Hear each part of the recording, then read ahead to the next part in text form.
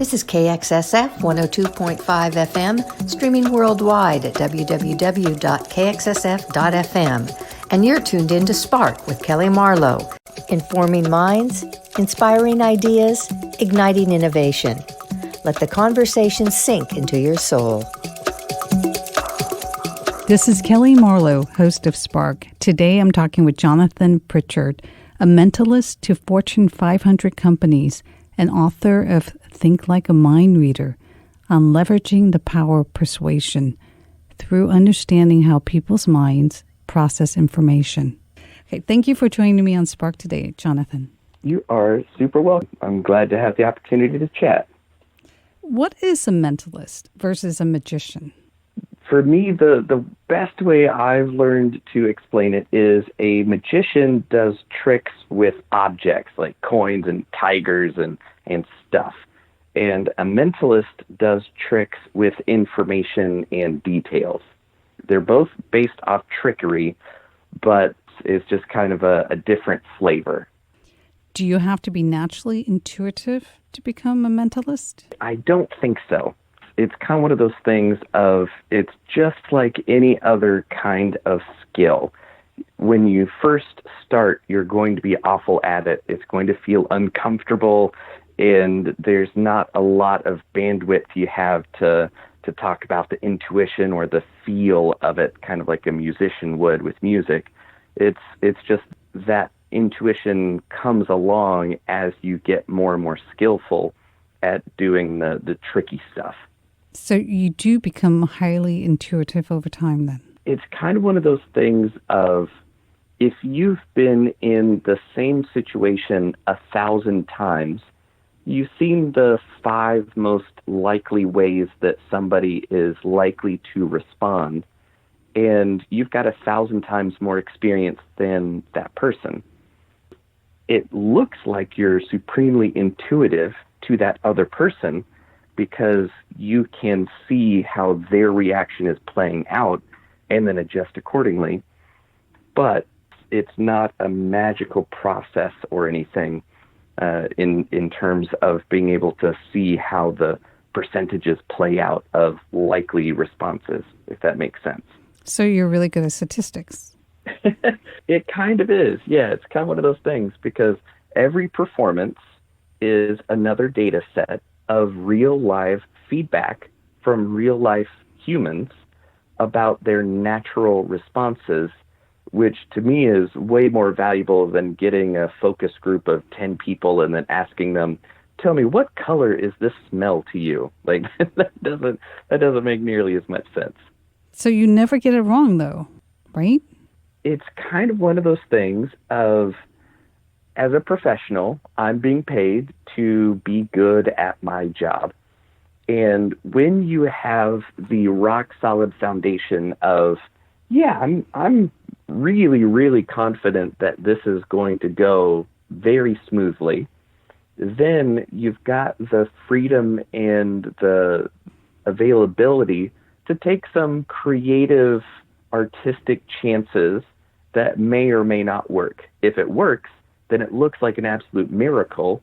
And if it doesn't work, then everybody goes, well, nobody's going to fail on purpose, so that proves that he's the real deal. So it's a win-win situation.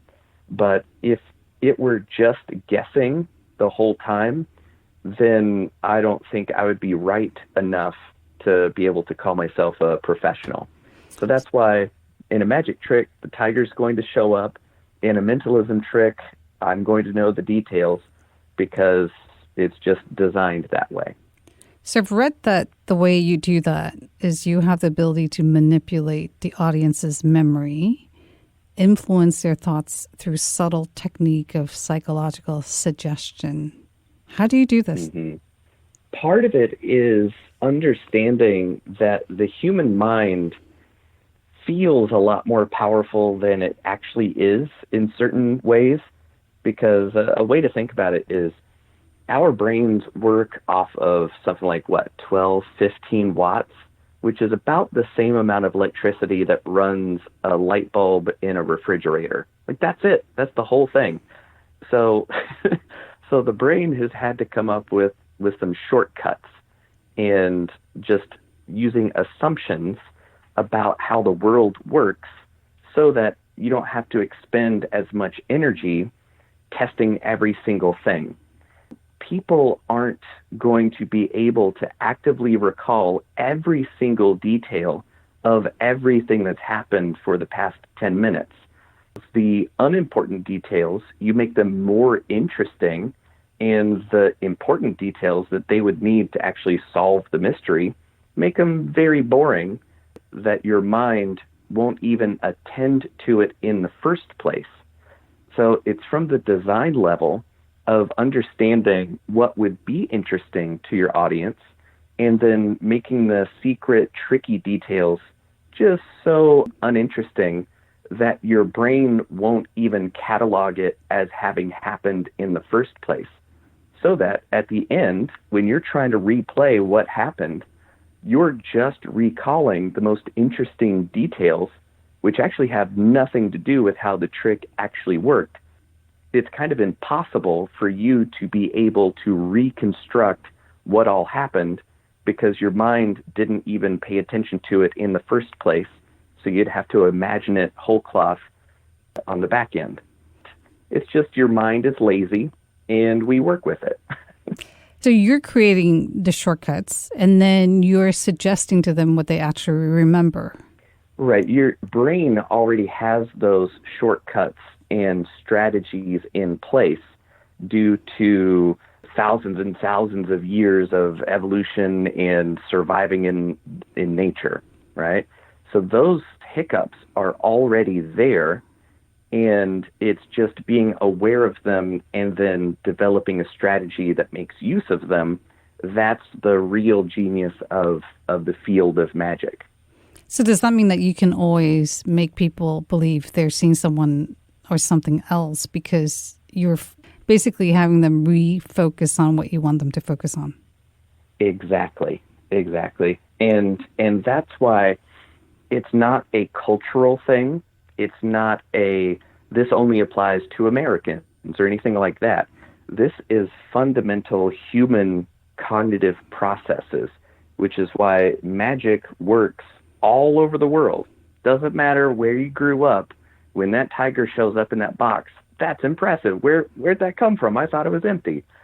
So these are fundamental cognitive processes that apply to every single person alive and has ever been alive. And that's why we've had magic tricks since before written history. So that's why this isn't just this week's interesting tip, trick, or hack. This is timeless application of fundamental human nature. How do you figure out what someone has written down without seeing it? Well, that requires initiation into the secret society of mind reading. No. You got to take the dark courses. Exactly. But that's why I always joke around and say I'm the professor of dark arts at Mind Reader University. So that's kind of my business title. But basically, it really is, I try to be as honest a liar as I can be. And that means that I will tell you that there are tricks, there are ways of doing that. I don't claim to be genuinely psychic or be able to actually read minds, but man, I can come up with some very compelling demonstrations that make it look like the only explanation would be that I'm psychic. I appreciate your honesty on this. I try. From what I understand, a mentalist can make highly probable predictions by reading subtle nonverbal behaviors. How do you read and predict through nonverbal behaviors?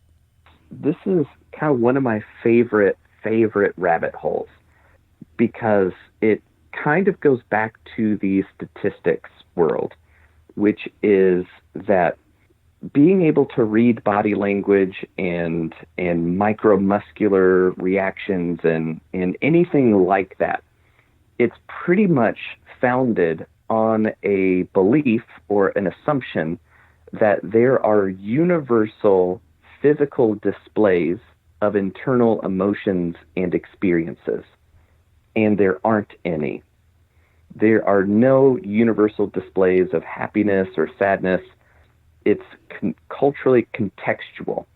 So there could be somebody who's crying who's actually happy. There could be somebody who's laughing who's actually sad, right?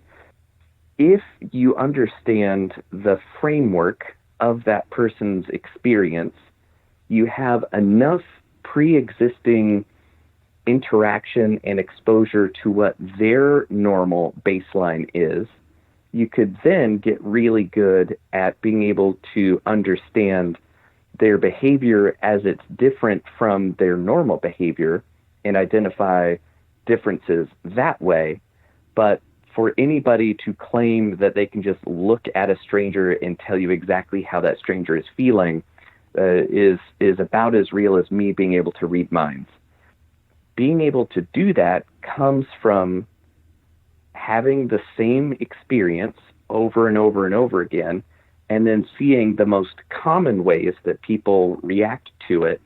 And then you've got that body of knowledge to draw on for a new person, but you still have that pre-existing baseline of 1,000 times being in this experience to measure this individual's behavior against. So if there's anybody who ever says, oh, if you look up and to the left, then that means that you're remembering but coming up with creation, so you're going to be lying to me, that's about as much hooey as I can read your mind by communing with the spirits of the dead. It's highly, highly unlikely. How does the power of persuasion work in the art of a mentalist? I make a living being in front of large audiences and then getting perfect strangers to feel comfortable enough to come join me on stage in front of 1,000 people, and not only not be scared, but actually have fun and enjoy it, and have enough presence of mind to follow instructions, follow along, do what needs doing in order to make them look like $1 million. Like, that requires some next level communication and influence skills. So a lot of it is to demonstrate from the first second that I'm on stage that I'm actually happy to be there, and that I'm pleasant to be around, that I'm not surly, that I'm not going to make fun of them or belittle them. And then everything that I say, everything that I do has to communicate that and be in alignment with that belief. So then when I say, oh, I would love to have somebody's help up here on stage, they know that I'm not going to make fun of them or go back on my word there. So trust is really at the heart of all influence. So if that person doesn't trust you, they're not going to be open to seeing things your way or understanding why it would be in their best interests to follow along with your suggestions in the first place, right?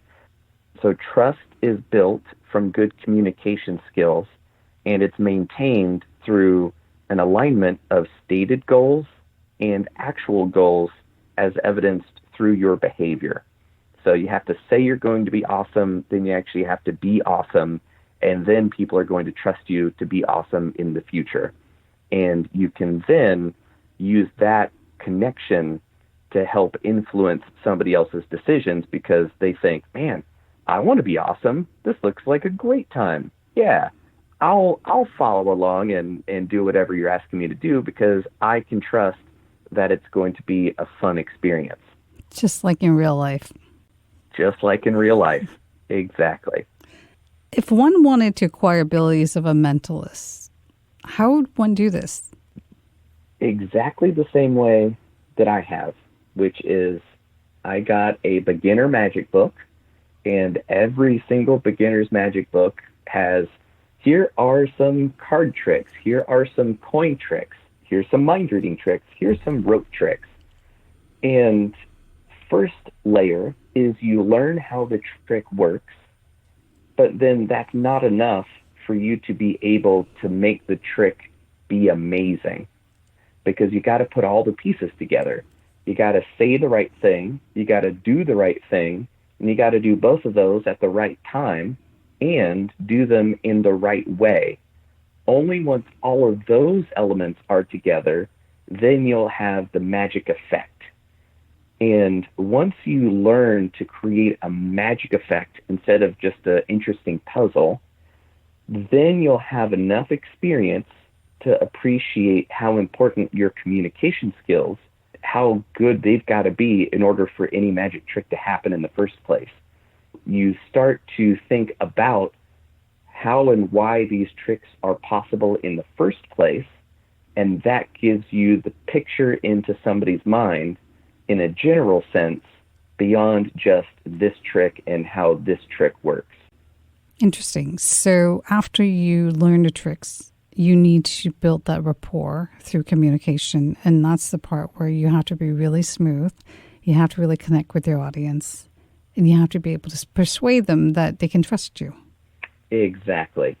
Because if I focused just solely on the tricks, or I used the tricks to make me look smarter, funnier, or whatever, like if I used it to look better than other people, well, that's entertaining to a certain point, but isn't really a good foundation to create a long-lasting relationship, right?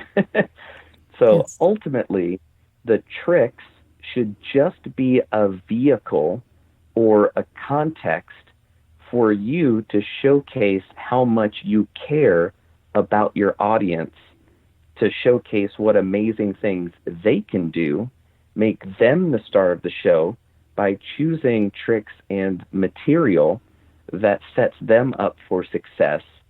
And now you've got an experience that goes way beyond being an interesting puzzle, but is actually a potential for creating long-lasting relationships with perfect strangers. To me, that is the real magic and potential of mentalism that goes way beyond using it to make yourself look more interesting. It's just a phenomenal tool to help you connect with other people, and that's the proper way to make use of the tricks. And it is powerful because people do still feel connected after the performance. Mm-hmm. Yeah, I've had people, like, it happened to me once where I had somebody come up to me about a year after we had met for 3 minutes, 4 states away, and ask me, "Hey, were you at this restaurant in Orlando last year?" I was like, "Yeah, that was me." And they had a playing card that they had me sign. It was still in her purse. And this was in the middle of nowhere, Kentucky. I was at a restaurant and somebody recognized me from their vacation to Disney. They remembered me, not Disney, right? Like they were able to pick me out of that room a year later in a completely different environment. That's how strong these memories and emotions are for people who are experiencing them. You have written that it is not a gift or something I was born with. It is a skill developed over decades of effort to become top 1% in the world at it. How long would you say it took you to become this level of excellence in what you do? Ooh, man, that's a really sharp question.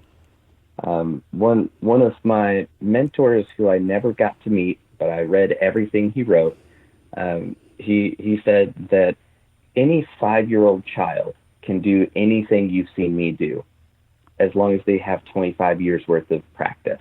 And I would have to agree with them. This is something that I've been interested in almost my whole life, since I was about 6 years old. In order to get to the level of professionalism and expertise, a couple decades, just stick with it. You keep working at it, and eventually you'll be better than you were yesterday. And that's all you can hope for. It sounds like it's layers of skills that you're really building upon. And it's not something that you can develop overnight.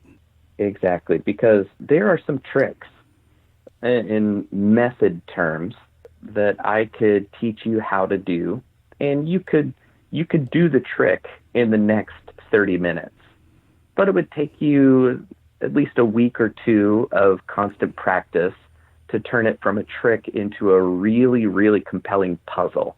Like, oh, that's really puzzling. How in the world did you do that? And then, maybe 6 months for you to turn that into a miracle with no earthly explanation. And that all comes from your performing, your script, your timing, your ability to create rapport with the audience member. It's everything around the method that supports the experience that's important. And at a certain time, you learn to appreciate the secrets for the secrets that they are, but you understand that they're not the most valuable part of the whole experience.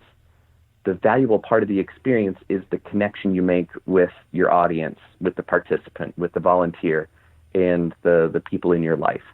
So to me, that's the real magic of being a magician, of being a mentalist, is having this phenomenal skill of building connections with strangers that nobody else in the world can do. That takes time, that takes effort, but it's the most rewarding thing I've ever found. I would imagine that those skills apply to other areas of your life. They really have.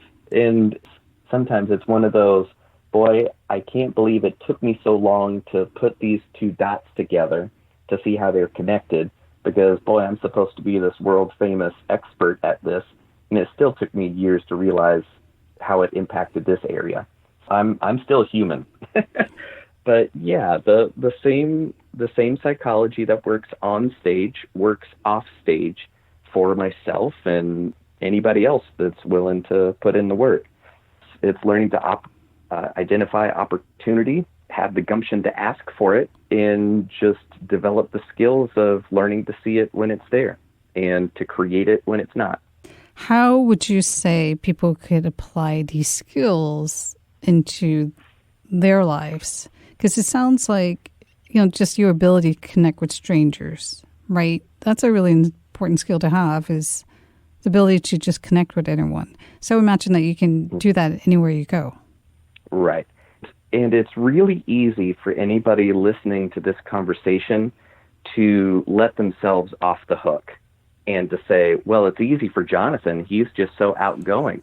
Oh, it's easy for Jonathan. He's just such a natural. Not at all the case. Like, I grew up a super shy kid. I would rather go without ketchup than go ask the person at Wendy's for it, right? Like, I would much rather prefer to not see people for weeks on end. It's just that I've learned that that's not a really good way of getting what I want out of life. This doesn't come naturally. That's why I say it's not a gift, because then other people could just say, well, I just wasn't born with the gift, and that's why I don't have what I want out of life.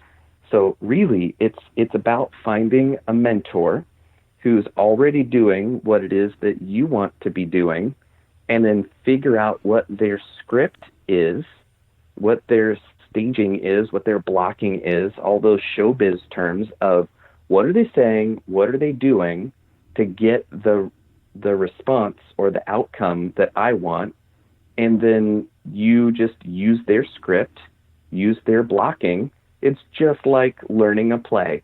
That's all it is. And if you've got a good enough mentor who can teach you all of that stuff, they'll show you what you need to do to get what it is that you want that they've already gotten. There's a pattern for it. There's a recipe. Go use their recipe. And then once you can reliably replicate those results, then you can start building your own recipe that fits you, specific to your flavor of success that you want. So no, success isn't a gift or just a thing that you're born with. It's strategies that you can learn and get better at. Like success is a skill. Magic is a skill. Mentalism is a skill. Being alive is a skill. It's something that you learn along the way. It sounds like you have to find the right mentor first. Right. And a big part of that is really being honest and truthful with yourself about what it is you want out of life. Because until you figure that out, no mentor is going to be any better than the other, because you haven't defined what it is that you want. So how could you see who's good at doing the thing that you want? Because you haven't even answered that question. So you're not off the hook just because you say, well, I haven't found the right mentor yet.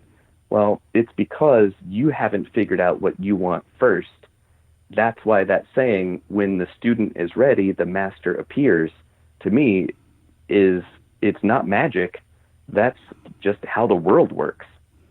That is a really good point. So besides being a mentalist, you help people to understand how to leverage the power of their imagination to solve difficult issues and develop powerful strategy based on applied psychology. Can you first explain the role of imagination and then how you then teach people to apply it to solve issues Absolutely. or problems? Yeah. So for me, one of the most common things that I hear after a mind reading show that I do, or a keynote presentation, or any kind of sales training or anything like that, where I could do a mentalism demonstration, people come up to me and they go, man, I can't even imagine doing what you do. And they mean that in two ways, which is, well, I can't possibly figure out the trick that you just pulled. But secondly, it's, I can't even imagine living a life that you live, because you're not going to a cubicle farm. You're not punching in the clock and then having to put in a lot of physical effort and do back-breaking work like my dad did. Worked in factories my whole childhood, right?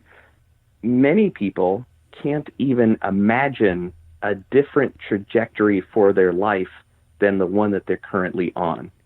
And if you can't even imagine a different possibility, well, then you have a 0% chance of doing anything different. If you want to do something different, you first have to be able to imagine what that different thing that you want actually looks like. So then there's a huge difference between fantasy, which is using the power of your mind to dream up things that could never happen, versus imagination, which is working with what you have to create something that doesn't exist yet, but is entirely possible. And that world is a lot bigger than your current level of imagination will allow you to believe is possible. The world of imagination is a lot bigger than you currently think it can be, because you don't understand how imagination works and how your mind works and what it's truly capable of doing.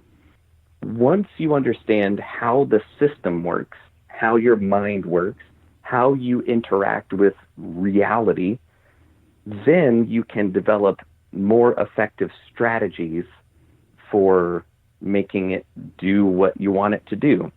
And one of the easiest ways of showing people that is to ask them how they would learn to say the alphabet backwards. And most people's strategy would say, I'd write it down and then read it backwards and just do that over and over and over again. It'd probably take me a day, but I could do it.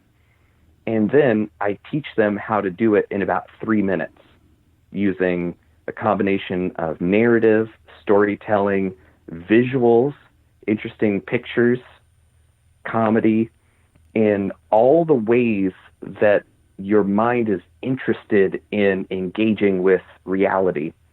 Then in 3 minutes, a perfect stranger can say the alphabet backwards perfectly. It's one of the coolest things that I see happen all the time. And before that, there's no way that they could possibly imagine that they would be able to say the alphabet backwards in under 5 minutes. They wouldn't even allow themselves to entertain the possibility. Then when I say it's possible, well, now I could at least believe, I could imagine it being real, but I have no way of making it real. Then I show them the strategy, and then they can do it. they can prove to themselves that their imagination wasn't allowing them to change their life. So again, it's being able to find the mentor who can identify where your imagination is lacking or holding you back due to fundamental beliefs you have about what you're capable of doing, and then challenging those in productive ways to show you through your own actions how you can achieve bigger things than you thought was possible. So do you think you can define purpose through imagination? For me, purpose and meaning go together pretty tightly. And meaning is only created. It's never found anywhere. I've never tripped over meaning. I've never stumbled over purpose, right? Like, I didn't open a drawer I forgot about and then go, oh, here's my purpose in life. I was wondering where I put that. You're never going to find purpose outside. Purpose solely comes from what are you going to create in the world, given the short amount of time that you've got to be alive and the energy that you have every day. How are you going to spend that to create something that didn't exist before you were born? That's it. That's the only thing that you can create. You can make things that nobody else in the universe will ever make unless you do it. And that, to me, is my purpose, is to help more people create more in their time on the planet Earth. How did you come to this purpose, though? A lot of it is just going in the wrong direction enough. Right? I'm going to be a rock star. I'm going to do this. And realizing that every single thing that I've ever done to try to make myself be better, cooler, more whatever, it just doesn't work. But the more I focus on how I can help other people and help them create a better life that fits them better, the more I focus on being of service to others, the better my life gets. And I'm all about positive reinforcement, and that seems to be the most powerful positive reinforcer in my life. So, hey, let me keep doing what works. That's pretty much it. Yes, it works. How do our values determine how we process information? And why is this important in the process of predicting outcome? Your brain, the part of the hiccups is that if you were fully aware of every single thing that you could possibly be aware of, then you would just be frozen in place because it would just be so overwhelming. So you have to learn to ignore some things, and the things that make it through are the things that are most valuable to you. To put it in surviving nature terms, that rustle in the grass is a valuable thing because it might sound like a predator coming to eat you. So it's really valuable to you to pay attention to that and ignore things that aren't going to kill you. Right? Right. So you learn to identify what things are valuable and what things aren't, and then your mind gets really good at filtering out the things that you don't value. So it's kind of the same thing of in a kind of present day situation where cocktail parties, when people actually still gathered together, where you could be in a crowded room that was really loud, and it's really tough to hear the person just right next to you who's trying to talk to you about real estate or whatever. And then somebody from across the room says your name, and then you hear it perfectly. Like, huh, what? Yeah. Your name is super valuable to you, and you can pick it out from the middle of a lot of unimportant information. So the things that are valuable to you are going to be the things that you look for, and isn't that weird? Those are the things you're going to find. As long as you still value the same things, you're going to find the same things. And only when you change what's valuable to you then you'll find the difference between those. And in another instance is buying a car. You bought a new car, and now that's valuable to you because you literally just invested in it. And suddenly, they're everywhere on the street. Like, there's one. Oh, there's another one. I saw 5 today. Well, there's been 5 today every day for the past 6 weeks, but you didn't notice them because it held no value to you, so your mind filtered it out. But now that it's valuable to you, you're going to notice it. Opportunities, connections, relationships, they're all right there. They're all right in front of you. But if you don't value them, you don't know how to recognize them, and you're going to miss them even though they're right there in front of you. The key is to then recognize what is of value to you and to others around you. Exactly. Is to really, really take stock of your values and to understand that everything you're finding in the world is because that's what you value about it. And that can be a really, really tough thing for people to accept, because they're like, the world is this, the world is that, it's awful this way. And it can be as awesome in the other direction at exactly the same time, but you've learned to value these things over others, so of course that's why you're finding them. So it really does require a fundamental shift in values if you want to make a permanent change. You also have talked about that it's important that we learn what other people value or are likely to think and be able to apply this skill. Can you talk about this? Yeah, so a lot of it is that a lot of people think that there's a big difference between your mind and your body. They're like, my mind has my body. My mind is in possession of my body. But really, there is no difference between the two. Your mind is your whole body in motion. That's really it. And it's very, very difficult, if not impossible, to ever behave in ways that are out of alignment with your fundamental values. So if you pay attention to what people do, not what they say, not what they tell you, not what they tell the world, but if you just look at what they choose to do with their time, they will show you what's valuable to them. So through their behavior, you can then kind of backtrack what their value system is and what they think is the most important thing about being alive. And that's your way in to understanding their value system and understanding what they believe about reality. Interesting. And then you can respond based on their values of what's important and what's not.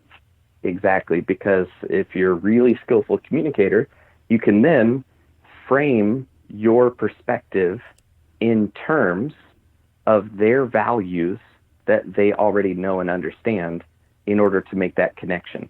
That's pretty powerful. It really is. It's amazing because it applies and pays off in sales, in negotiation, in romantic dating, in family relationships, in your own personal relationships with your own problems and opportunities and resources and friends and your attitude. Like, there's no getting away from this stuff. This is fundamental to all humans, and it's happening all day, every every minute you've been on this planet. Like, that's to me, that's about as powerful gets. So it's not really about listening to yourself then. It's about watching yourself and your behaviors. And then basically backtracking and say, you don't really believe this because you're doing something else. So your values are really not what you think they are. They're actually more tied to, if you look at how you're behaving. Because a lot of people will say, oh, I value this not, but they'll do the opposite, right? So right. You really have to really think about your behavior in order to be able to recognize what's valuable to you rather than the self-talk where you tell yourself what's valuable to you. Exactly. You nailed it. Because first you have to be aware, most people aren't even aware of how all this stuff works. Second, you can be aware of it and kind of go, okay, this stuff is happening, but that doesn't mean you understand it. That doesn't mean you can predict or model that behavior, right? So then once you understand it and you can predict future behaviors and connect with people, that still doesn't mean that you're free from the process in yourself.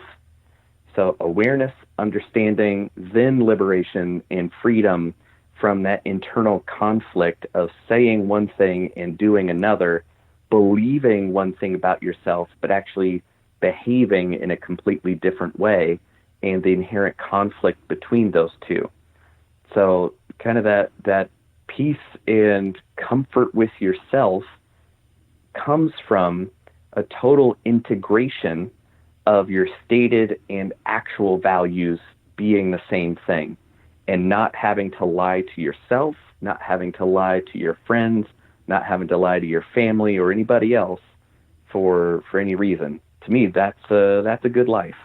Wrapping up, based on your experience as a mentalist and coach, how can people see their limiting beliefs or narratives and turn it around?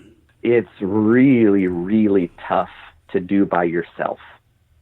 And that's why even in this digital age, I am still a huge proponent of real human connection, of working with a person, somebody who's competent and skilled at helping you understand these things. Because it's kind of like asking a fish to look at itself outside of water. Like it's impossible. It's like, no, what water? What are you talking about? And it's because your current way of thinking is the product of how you've been living a whole lifetime. And it's really difficult to think outside that body of experience. So you need somebody who hasn't had your background or your lived experience in order to give you another perspective and to identify where those challenges are, where those beliefs are holding you back, and then carefully and with love, pointing your attention to them and then challenging you to recognize them and then working with you to dissolve them, right? So it takes a lot of skill. And the way I think about it is kind of like partner dancing. You could watch a lot of YouTube videos on how to tango.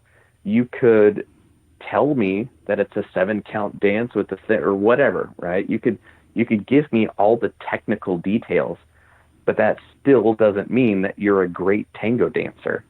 You need to work with another person in order to feel the energy and to understand your own frame, your own timing, your own sense of rhythm. You're going to improve so much faster if you work with a good partner than you would trying to do it yourself. Thank you for these insights, and thank you for joining me on Spark today, Jonathan. Thanks for having me on. As you might be able to tell, I get super jazzed talking about this stuff, so I'm honored to have the opportunity to share my thoughts on it.